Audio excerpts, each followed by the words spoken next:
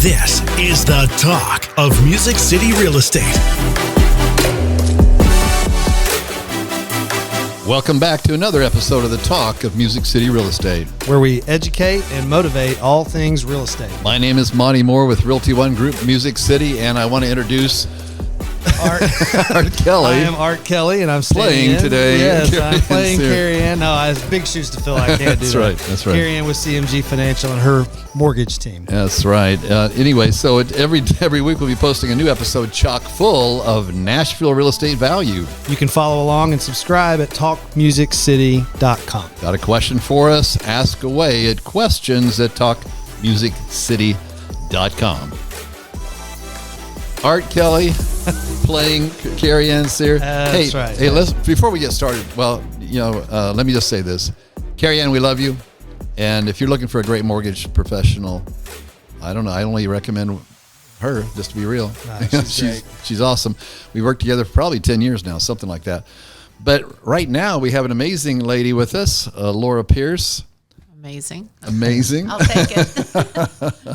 Laura, Connie and I love you. We just think you're an awesome, you have an awesome family, certainly, but you're an awesome lady, an awesome real estate professional. But so you're a nurse as well. Let's talk about who you are first. And then I love the topic we're going to cover here because it's near and dear to your heart, it seems like. It is. So my first career was in healthcare and worked in a rehabilitation hospital. I still do. Went this morning. When you say rehabilitation hospital, you're helping people get over problems? I work with stroke patients, spinal cord patients, TBIs, traumatic brain injury.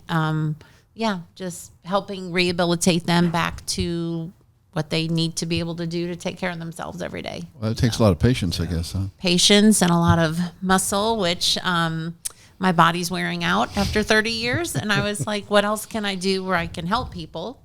And that kind of parlayed into my real estate career. I don't have to lift you to, sometimes I feel like I'm physically lifting you to the closing line, but no, that's why, one career parlayed into the other because I just like helping people. It's about serving and loving people. Kind of a natural flow there. Yes, absolutely. Yeah, we found nurses and teachers make really, really good real estate professionals, it feels like. Yeah. You were a youth minister. Yep.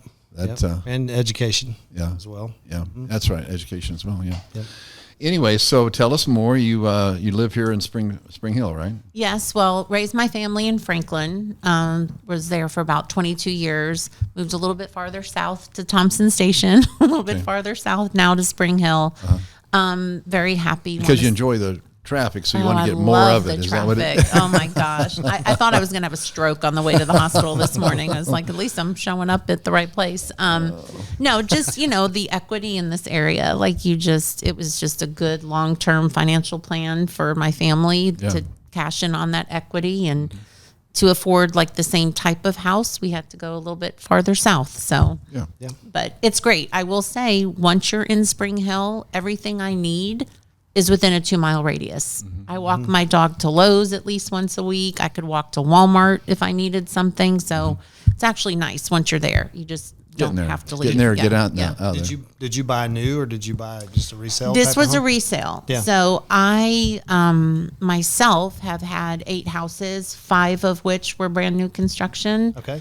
But how I got very familiar with new construction is my father worked with IBM when I was growing up, which literally stands for I've been moved, because we moved every 2 years throughout my entire childhood until I got to high school. And then I'm a Navy kid. So okay, so you exactly get it. You totally get it. Mm-hmm. So put down roots once I got to high school. And but it's odd that in all of those moves, so my parents have moved 15 times, and my mother has gotten a brand new house every single time. I don't know how she did it, but she did. Wow, that's great. So I just grew up being very familiar with new construction, and myself am a new house snob. So 5 out of 8 have been brand new. So it's just, I'm just so familiar with it that the process of going through it as a realtor is kind of secondhand. And that's what we're going to be talking about today is new construction. Yeah. And I appreciate how we got to that point, because it seems like you have real, not just knowledge about it, but a real passion about educating, especially newer people in the new construction arena. And unfortunately, there's a lot of agents out there that have not been around new construction. You know, I mean, it's one of those things that kind of, I guess, just happens or it doesn't happen. It can, but either way, people need to, I think, immerse themselves in the topic so that when they do get to that point, and that's what we're going to talk about today, right? Yes. How to immerse yourself in the topic of new constructions, things to ask and things to stay away from. Right. We're not going to mention any particular builders today, right? No, I'll keep my mouth shut. Yeah, I'll keep my mouth shut. But there are some good ones. Yes. Really good ones. There's some that you probably want to think twice about. There's some you probably want to avoid, but we'll just leave it there. Well, and that is important as a realtor to familiarize yourself with the different builders and the products. And if you don't know, ask. Go to your firm, put out a question. Knock on doors, actually, of the houses in the neighborhood and ask how the process was, if there was anything that, a new buyer should pay attention to. That's important. That's part of the vetting process. And one of the ways I've always measured a good builder versus the other kind is asking the question, like you said, knocking on some doors. Yeah. Does the builder still remember who you are? Or had they forgotten after the day of closing? Because a lot, some of them have just tend to just forget about you after that closing, Yeah. Yeah. It's a good point. Yeah. Yeah.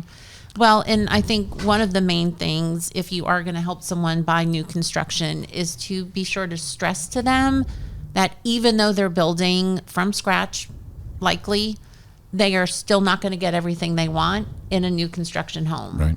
So just like when you are buying a resale and you try to push, they're like, oh, well, it doesn't have that. Look, if you can get 70 to 80% of your wish list, this is actually the house for you, know, and Right. even building from the ground up, you're going to move in and think, oh, I needed an electrical switch, on that side of the room, and I only have one over here, or a floor plug in the family room, things like that. So I've told people over the decades that I think everybody should build a house, because it's an interesting experience. But you could get the best private builder and build a plan that you've been looking at for the last, decade, and that's going to be the perfect home. There will still be things that you would have done differently. it's true. I do think everybody should do it once at least, because it really, it's great to have a new house. Don't get me wrong, but is it worth the challenges of going through it?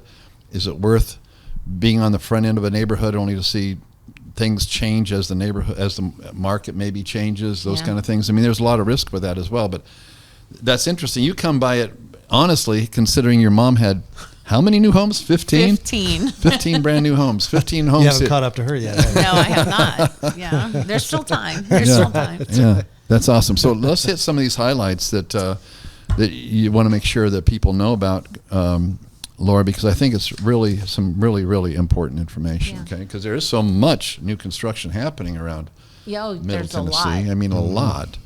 A lot. Maybe some would consider too much. Maybe it's not helping the current homeowners Right. in many ways, in many places, and so forth. So, what would you like to talk about on this topic? Well, I think one thing realtors need to be aware of is if you have clients, and of course they're under a buyer's rep agreement, if they are going to go out looking at new subdivisions, new neighborhoods, it is very important that they sign in and let the on-site agent know that they are working with you.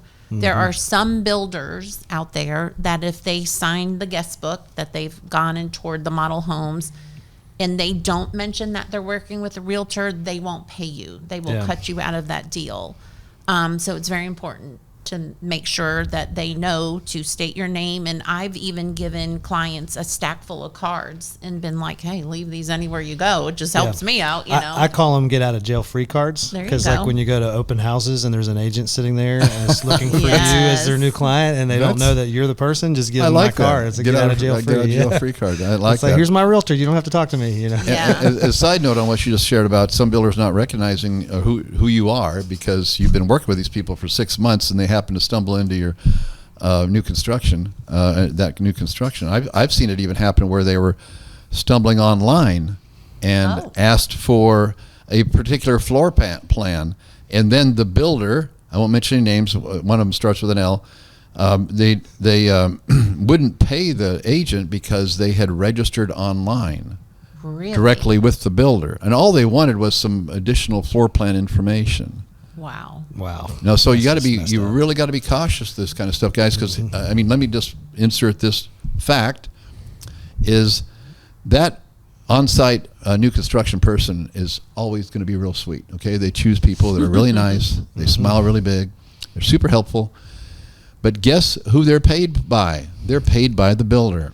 Guess who they're going to stand up for if there's a problem with your house under construction or after the fact or whenever?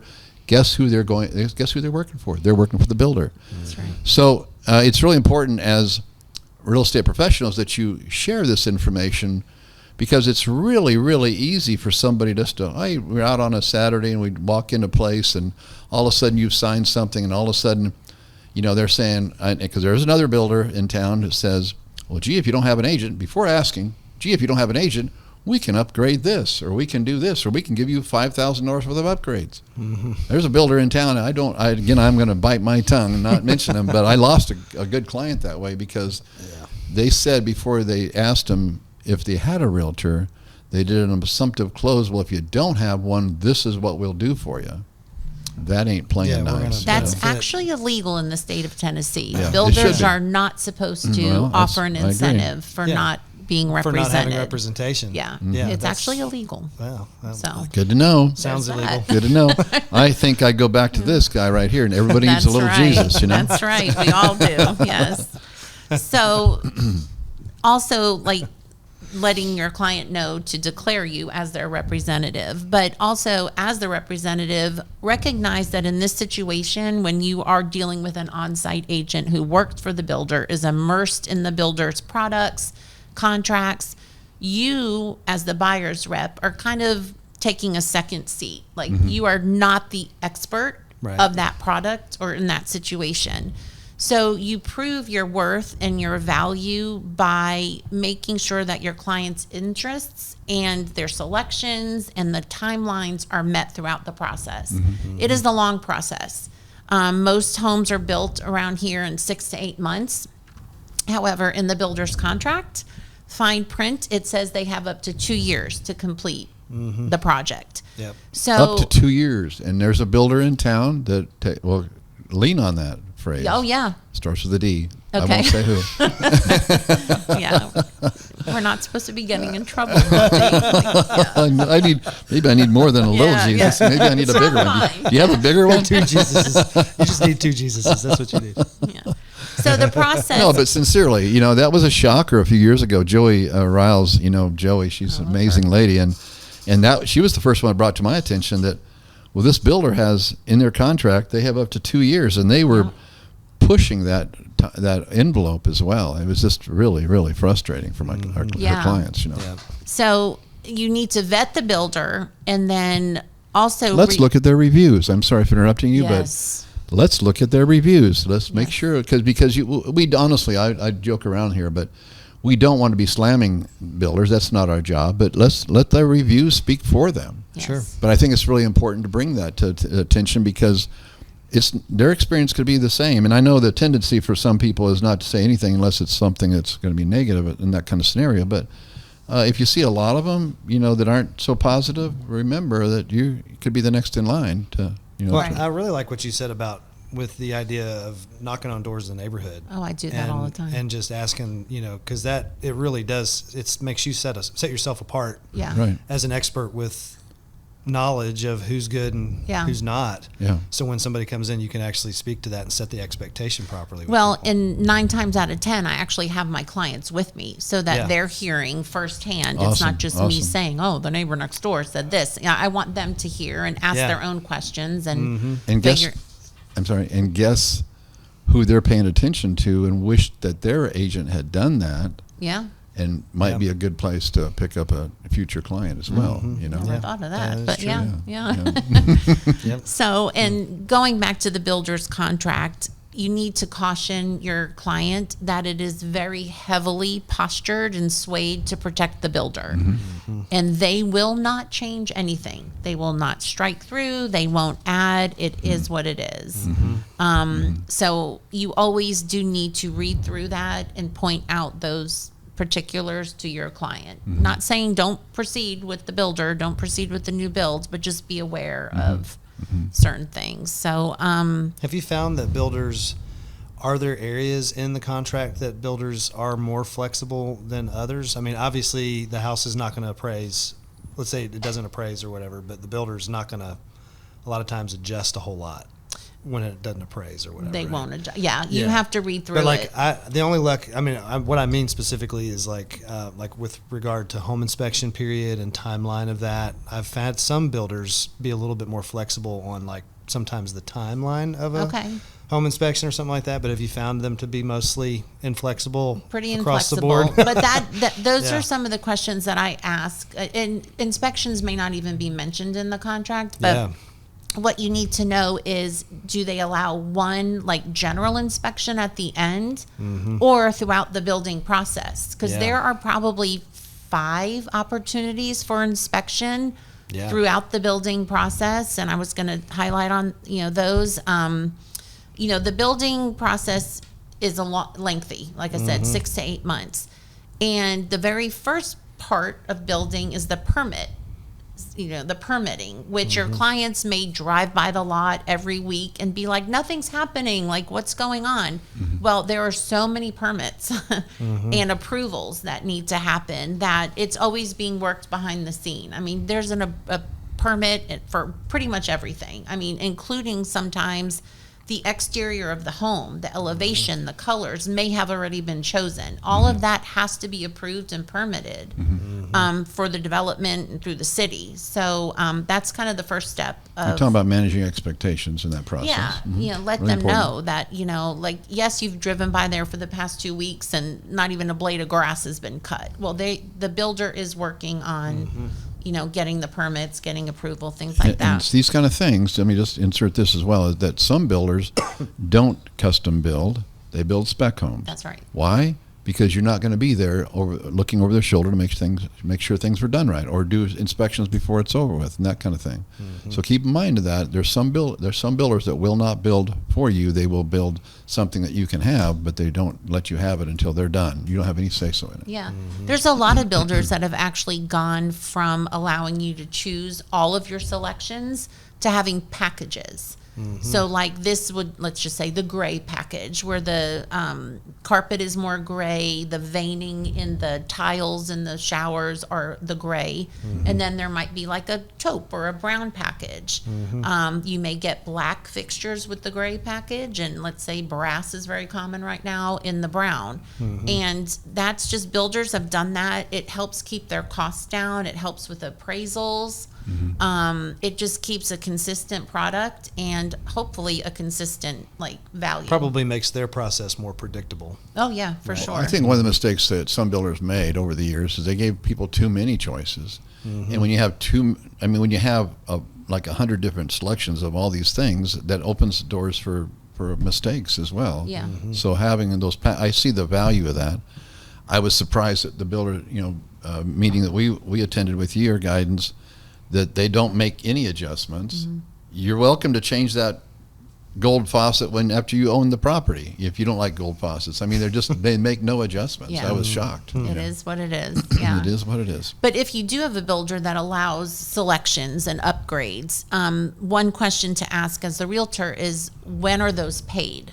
Some builders make you pay them as you select, before they're even put into the home. Other builders will add it on to the purchase price at the end. So that's a question as a realtor, like, how are we going to handle that? Do my people need to pay out of pocket up front, or is this going to roll into the purchase price? But upgrades are typically paid up front, aren't they? Yeah, I'm working with a smaller boutique builder right now, and he's just adding it on to the purchase price. That's cool. So, it's very particular. So you do need to ask. So the things that I would ask at the first meeting are inspections. How can we have them throughout the process? Just one general at the end. I would ask about how Would you upgrades are paid. Would you always do an inspection on new construction? I mean, after all, it's new construction. No. Everything's brand new. You always do but an But inspection. it comes with a home warranty. Why would you care about? Why? Because I had a house that was not grounded and got struck by lightning, new construction, and went up in flames. Oh, you're kidding. So, yes, you always. I mean, things get missed. I know they're supposed to conduct their own inspections, and you can't get a CO, certificate of occupancy, unless things are done right, but you never know. We're human. I hope you're listening. Don't ever let somebody buy a home without an inspection, That's even new true. construction, please.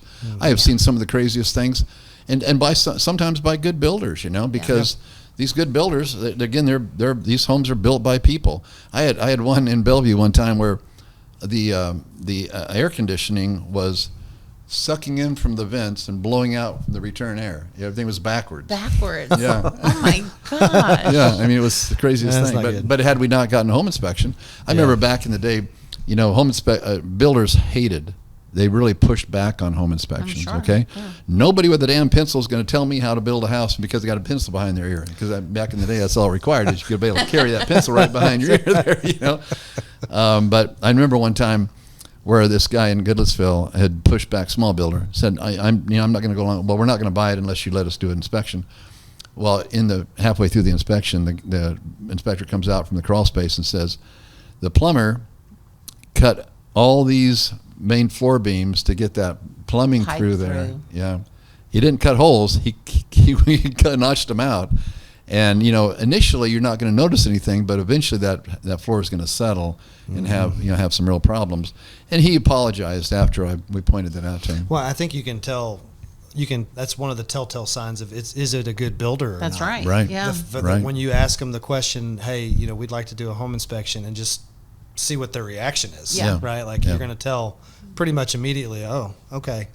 Like he should be an open book. It should That's be right. that should be a no-brainer. This is brand new. Absolutely. Like I would want as a builder, if I was a builder, which I'm not, but if I was, I would want another set of eyeballs Sure. on my product to make sure that it's quality, to Yeah. make sure that it actually stands out for my client. I want people to say good things about my It's your product. reputation on the That's line. exactly Yeah. right. But understand, guys, in the defense of the builder, and I agree with what you're saying 1,000%. But in defense of the builder, there have been some, no house is built to the scrutiny of some of these inspectors. Some people are very unrealistic. Oh, they're in their just. I mean, it's just expectations, too. ridiculous sometimes. They're deal killer inspectors, and don't get me wrong. I think we need to know what we're buying for sure. But in their defense, there's been some people just not sure. reasonable. Yeah. But overall, most of them will embrace the idea this is part of the process.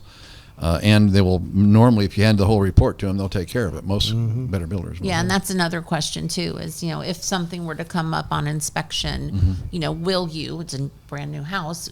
Take care of it all, and that is the buyer's expectation. I mean, Yeah.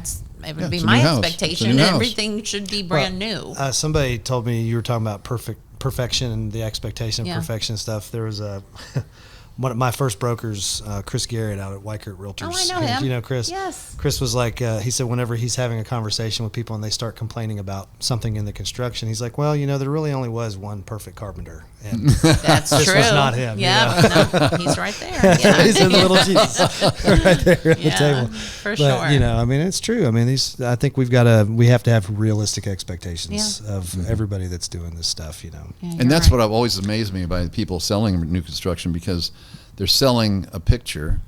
We don't know what the front elevation is going to end up at because of the elevation. We don't know what the driveway is going to look like, because sometimes the slightest little incline can all of a sudden be a steep driveway, all those kind of things. Yeah. So managing expectations to me is a big huge. part of it, because that home you're touring isn't going to be the home you're buying. Right. Because that home you're touring has all these upgrades in it, and the assumption is that your house is going to look the same way. Yeah. And sometimes you really can't manage. Some people are just unrealistic. Yeah. Like this family you're familiar with that I, was dealing with, rendering $2 million home in Green Hills and built up on a hill on Leland. And the drawing of the fence wound up, it appeared on a rendering to be 2 feet closer to the house. They wanted those extra 2 feet of the gate of the fence, and I'm thinking to myself, Why exactly? It's a slope. Like, it's not even usable land, but they were looking at the picture and it looked like it was farther. That's what the picture showed. Yeah. I'm like, oh, okay, and they did not buy that house. So, yes, it's sometimes very hard to manage expectations. And another thing to keep in mind for you realtors is that I don't know about all builders, but I think it's more common now in the contract that consumer of yours, that customer of yours, can be fired if that builder doesn't like working with them. Yeah. Have you had, I mean, one of our agents, Olivia, just Really? went through that. Oh, Yeah, gosh. where she's dealing with a parent and a Oh, child, remember? And Yes. they a well-known builder fired him, Wow. And I had another one of our agents sent me, what is this? And it was addendum. There were another builder, a different one, was exercising their right to kill the deal Yeah. after the home's built. Wow. I mean, they were waiting on the. But anyhow, the point is, be aware of the one that I was mentioning about Olivia Schaefer. Her client was not a nice person. Yeah. He turned out to be kind of a knucklehead, and the builder said, we want nothing to do with this. Yeah. So keep in mind that. I mean, they're not looking for reasons to fire your clients, but my point is, manage your clients' expectations and behavior the best you can. Yeah. Yeah.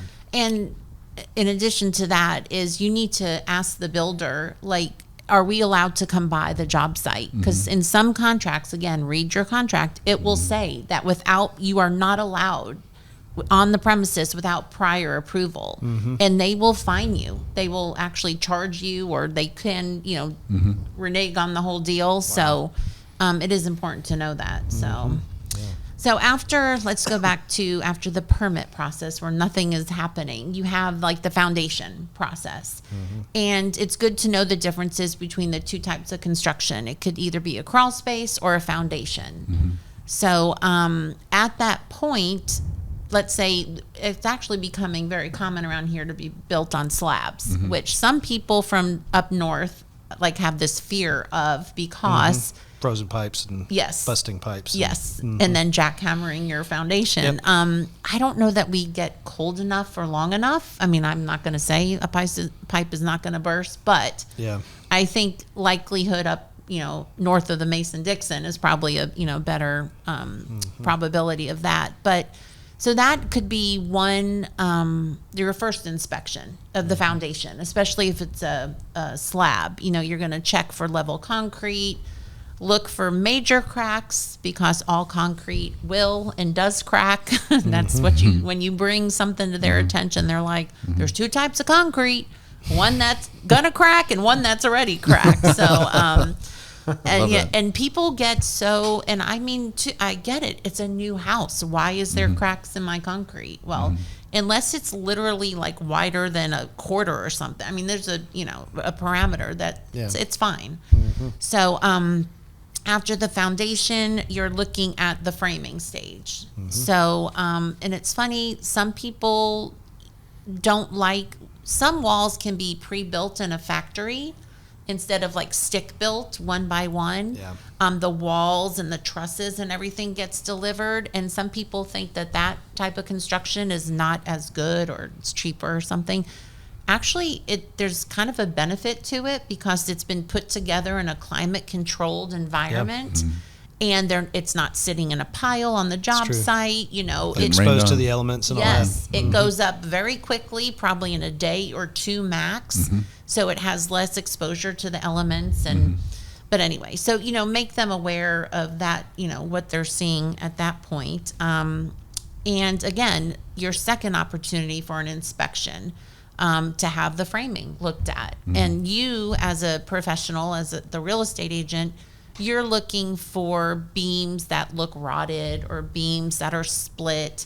I've seen studs come and not touch the sill plate, like not touch the base frame. It's just kind of like there was like an inch gap, no, that's not okay. Right. So just, walking around and looking at the framing. You don't have to be an expert, but obvious things like, rotted wood. Well, it's all going to be split. covered up here in a little bit. That's right. You better catch it before it does. That's true. That's why a multi-stage inspection is ideally helpful. It is the it's best. helpful Yeah. Yes. before they cover everything up. So the next stage after the framing is when it's going to get dried in. So you're going to wrap the house and you're going to put up your roof. So you're familiar with like the paper, the Tyvek, or the sheathing on the outside of the house. Again, also important. You're not going to get up there with a magnifying glass every inch, but if you look up and you see like some paper flapping up by the roof line, that's not okay. That sheathing needs to be very tight and taped down. And that's something that you as a professional can keep your eye on and, make note of. After that, you're going to do the windows, doors, and the siding. So it's actually become pretty popular in our area. Vinyl siding is making a comeback, which is surprising. It's cheaper. It's a cheaper product than brick or hardy plank, fiber cement board. Is there a particular type of vinyl you're seeing more of now? Because I know like the old whatever it is, 3-line or whatever it is, but 3-ridge. 3-ridge. I think I've seen same? $500,000 homes being built. Is that right? With siding, yes, 100%. Interesting. Yeah, maybe a brick or a stone apron skirt, which covers the foundation, and then vinyl, all 4 sides. It's actually nuts. It is. But anyway, so then once the house is dried in and the windows are on and the doors, you're looking at the rough ends. So this is when your electrical is going to be run, your plumbing is going to be run, and as the realtor, you need to pay attention to, did my client add an extra faucet in the laundry room? Did they put in a floor plug, in the middle of the family room where they want an end table? Did we add a bathroom? Make sure that we get the toilet plumbed. And also, this is an important time where you can call in an electrician and a plumber. So you're looking at inspection. What are we on? 3 and 4, 5 now. You can call in those extra specialties, and the plumber will look at the lines, and obviously same thing for electric, and just make sure everything is being run to code. Then the next thing is the insulation and the drywall, and this is where things get covered up. So this is why it is important to have those inspections done before the walls, before you can't see what's going on. After that is you've got your paint and finishing work, and then you've got your interior fit out, which is where the cabinets are being hung, moldings are going in, mirrors are going up. This is about the stage where you'll have your initial walkthrough, like your blue tape walkthrough.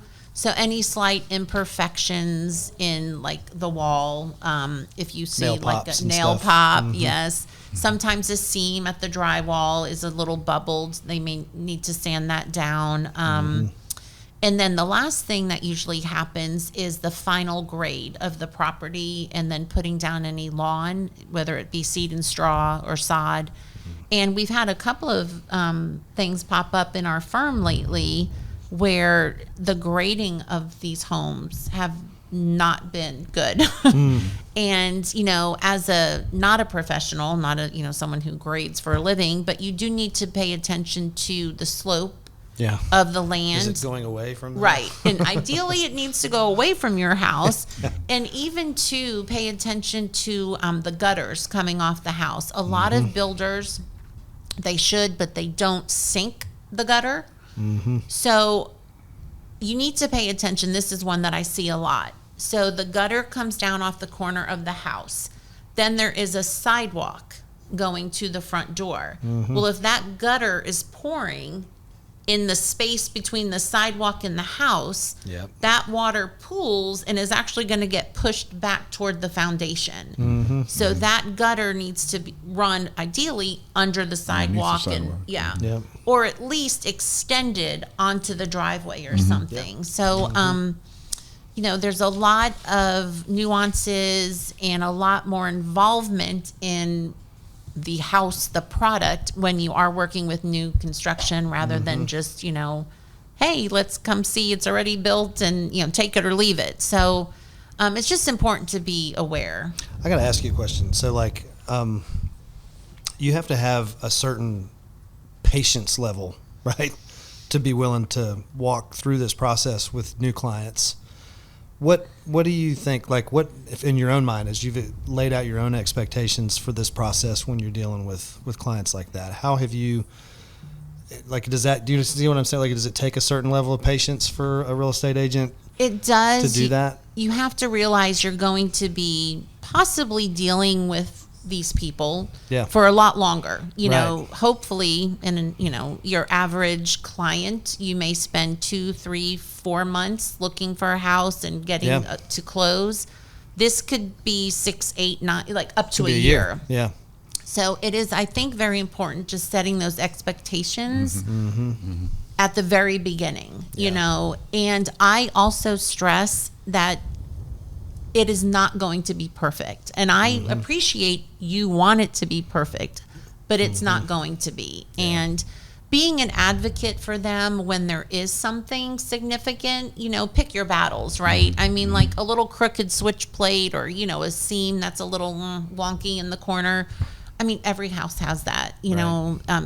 I don't care what price point, what builder, it happens. But the bigger things, like if you notice like the stud not touching the floor, or you see a drain that's going to be a drainage issue in the future, I think advocating for them on the things that to be important, and you don't want to belittle or not validate their concerns on the other, but just setting the expectation is very important. Yeah.